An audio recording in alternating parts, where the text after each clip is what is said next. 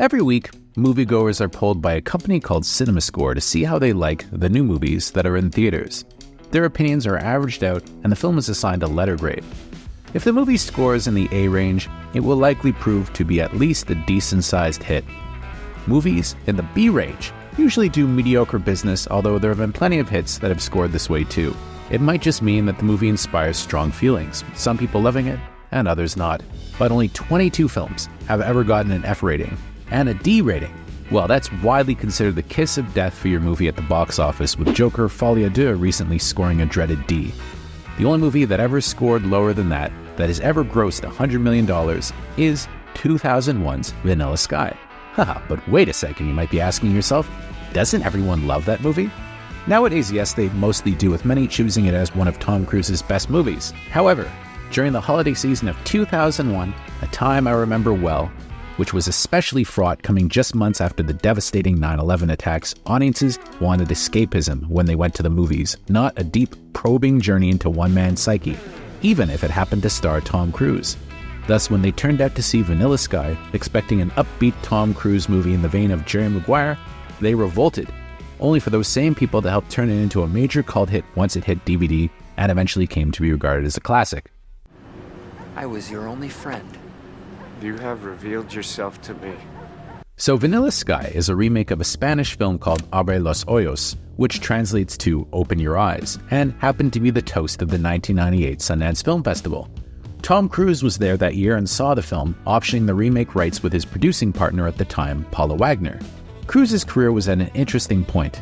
The star was absent from screens in 1997 and 1998, with him spending 15 months shooting Stanley Kubrick's Eyes Wide Shut, which is a product he devoted himself to so entirely, he didn't take any work for about 2 years, despite arguably being at the peak of his fame.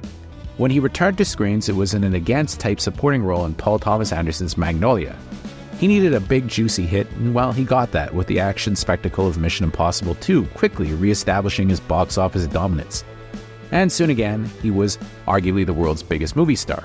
At the same time, he'd struck up an amazing creative partnership with writer-director Cameron Crowe on their smash hit Jerry Maguire. In the wake of that movie's success, Crowe was able to get his passion project, Almost Famous, financed by Steven Spielberg's DreamWorks SKG. Despite critical raves and being a masterpiece, in my opinion, the movie was surprisingly unsuccessful at the box office, earning just over $30 million in North America, which was only about half of the $60 million the movie cost to make. $700. Enter Tom Cruise, who was keen to reunite with Crowe on a remake of Open Your Eyes, inviting him over to his house to watch the original film. Sensing its potential, Crowe, a true auteur, would not only direct the movie, but also write its screenplay, which would closely be patterned on the original. When asked why he'd do a remake, Crowe, in a perceptive moment, compared what he was doing to a band covering another band's song. Rather than depart from the material too drastically, Crowe opted to make this a rather faithful remake, with certain shots in the film being direct adaptations, such as the famous opening where Cruise's character runs through an abandoned Times Square, being a direct riff on a scene in the original where the lead character runs through an abandoned Madrid. Crowe would even go further than that. When casting the movie, he opted to have star Penelope Cruz reprise her role as the lead love interest, a dynamic young woman named Sophia. The film would mostly follow the story beats of the original, with Cruise playing David Ames, a privileged, handsome playboy who owns a Condé Nast-style publishing empire. And in fact, Ames Publishing was actually shot at the famous Condé Nast headquarters in New York City. Ames busies himself with a string of affairs, but one day finds himself beguiled by a woman dating his best friend. Yet, before they can consummate their burgeoning love affair, Ames winds up in a disfiguring car accident caused by a spurned lover, Cameron Diaz's Julie Gianni.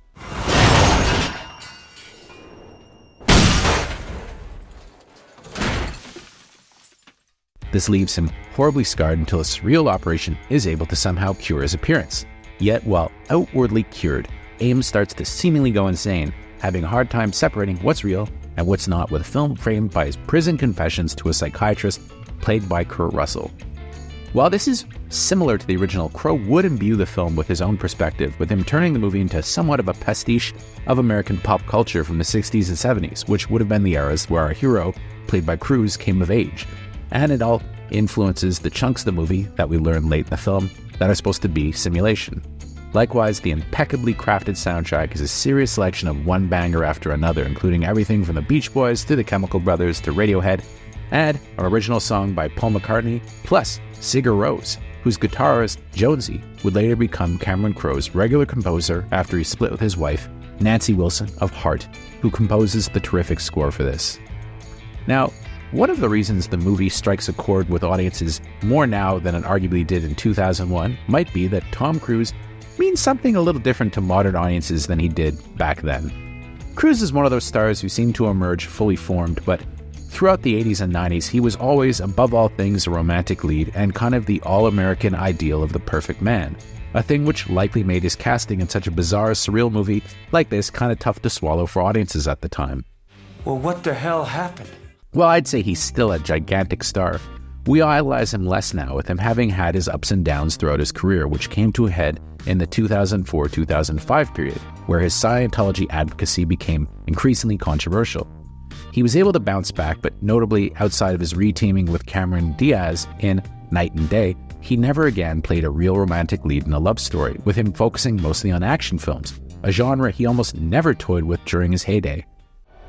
I need you to trust me. One last time.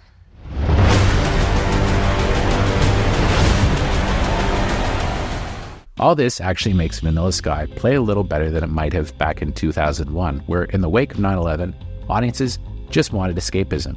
Yet, the film, in my opinion, is something of a masterpiece, and Cruise delivers the performance of a lifetime as the spoiled but sympathetic Ames. Again, it's one of those parts that only a guy like Cruise can really play, as he has your sympathy no matter what. Hollywood has never had a romantic lead like him before or since, and guys like Jake Gyllenhaal or Chris Evans sometimes try to make old-school Tom Cruise-style movies like the former's Love and Other Drugs and the latter's Pain Hustlers. In these movies, they play largely unsympathetic characters you're nonetheless supposed to root for, and even like. But you know what? They can't pull it off. Cruise could have.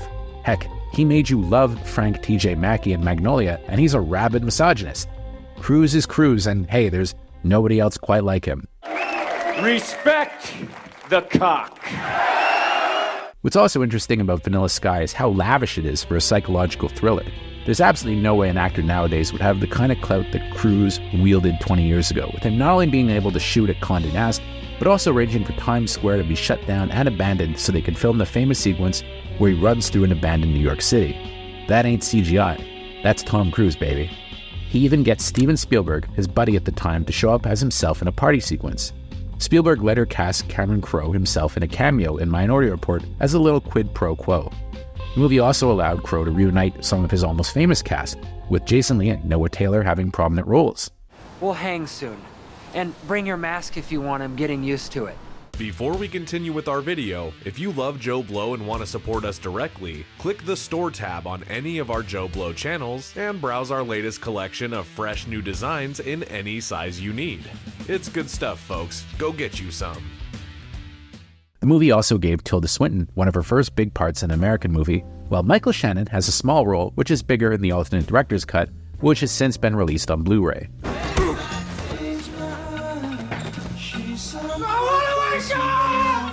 While audiences and critics seemingly didn't respond to Vanilla Sky at the time, Cameron Diaz's performance as the unhinged Julie Gianni was highly acclaimed, with her earning several big award nominations, including nods from the Golden Globes and the Critics' Choice Awards. Stop the car! Don't you know that when you sleep with someone, your body makes a promise whether you do or not?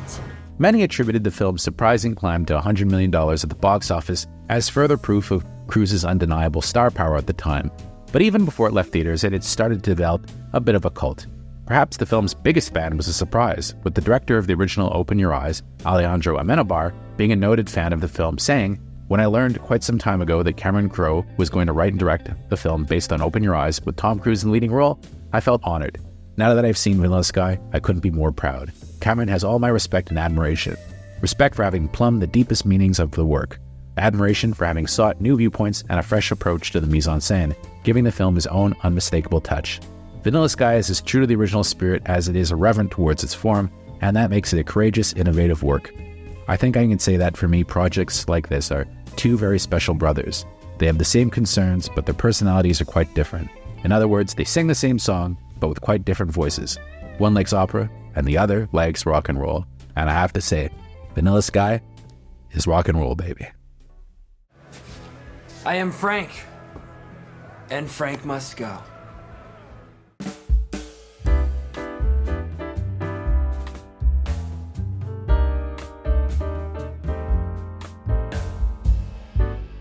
Thank you for clicking on our video, everybody. If you like what you saw here, please make sure you like the video and subscribe and share with your friends who like this sort of content. JoBlo was created by movie fans for movie fans, and we appreciate your support.